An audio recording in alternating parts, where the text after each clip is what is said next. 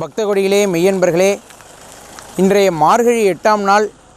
இன்று ஒரு பதிவில் இன்றைக்கு மார்கழி மாத பிரதோஷம், ரொம்ப விசேஷமான பிரதோஷ நன்னாள், ஞாயிறு ஆதிவார பிரதோஷம்.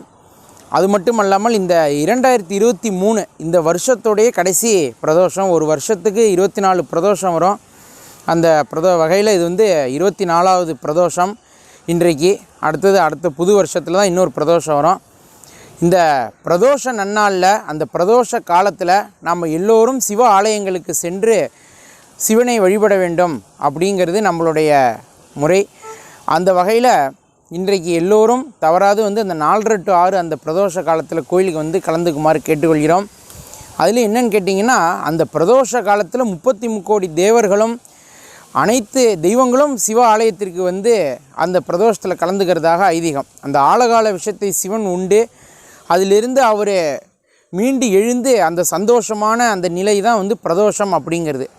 அது நீங்கள் பார்த்தீங்கன்னா, எல்லா உயிர்களும் ஒடுங்கி பின்பு அந்த உயிர்கள் மலர்ச்சி அடையக்கூடிய காலமாக அந்த பிரதோஷத்தை சொல்கிறாங்க. பொதுவாக நம்ம பார்த்திங்கன்னா அப்படின்னா, சாயங்கால வேளைகளில் பார்த்திங்கன்னா அந்த சந்தியா காலம்னு சொல்லக்கூடிய நேரத்தில் நம்ம மனிதர்கள் தான் வேலை அப்படி இப்படின்னு போயிட்டே இருப்போமே தவிர, நம்ம மனிதர்களை தவிர நீங்கள் மற்ற எல்லா உயிரினங்களையும் கவனிச்சிங்கன்னா, மரம் செடி கொடி எதாக இருக்கட்டும், பறவைகளாக இருக்கட்டும், விலங்குகளாக இருக்கட்டும், அந்த 6 மணிக்கு மேலே அது தன்னுடைய கூடுகளில் போய் அடங்கிடும். எல்லா மிருகங்களும் அது தன்னுடைய கூண்டுகளுக்கு எங்கெங்கே இருக்கோ வசிப்பிடத்துக்கு சென்றுடும், வீட்டுக்கு போயிடும்.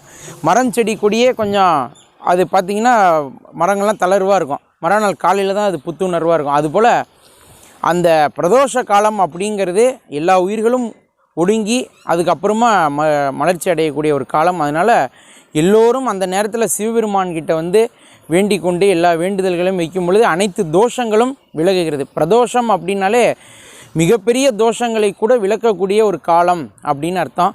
அதனால் அந்த நேரத்தில் அனைவரும் வருமாறு கேட்டுக்கொள்கிறோம்.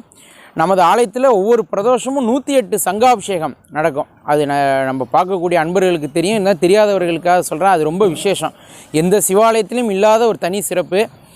அதுபோல் நம்முடைய லார்ட் சிவா யூடியூப் சேனலை நிறைய அன்பர்கள் கவனித்து வருகிறீர்கள், பார்க்கின்றீர்கள்.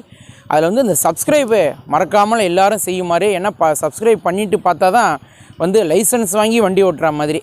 அதனால் அந்த சப்ஸ்கிரைப் பண்ணிவிட்டு பார்க்கும்பொழுது இன்னும் அது நம்ம கோயிலுக்கும் பெருமை, உங்களுக்கும் அது ஒரு தனி எல்லா நோட்டிஃபிகேஷன்லாம் வந்துடும். அதனால் எல்லோரும் சப்ஸ்கிரைப் செய்யுமாறு அன்போடு கேட்டுக்கொள்கிறோம். ஓம் நம சிவாய்.